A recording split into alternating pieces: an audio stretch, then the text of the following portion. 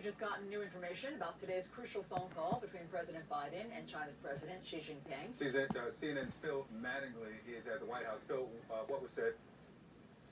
Well, Victor, more than 3.5 hours after this call ended, and 1 hour and 50-minute call between Presidents Biden and Xi, the White House finally put out their version of events, their readout of that call. And included in that call are some of the key elements the White House officials made clear the president wanted to underscore in that conversation, including laying out the details and scale of the coalition that has been brought together by the U.S. and its allies to try and impose costs on Russia due to the invasion, but also warning very clearly that China should not get involved on Russia's side.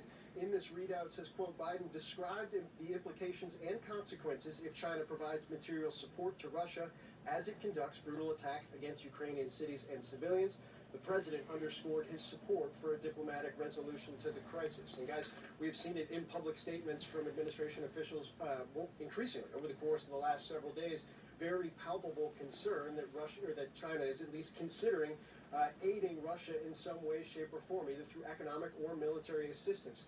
U.S. officials received some indication that Russia had made requests for that assistance, and then that China was at least considering the possibility of giving it to them.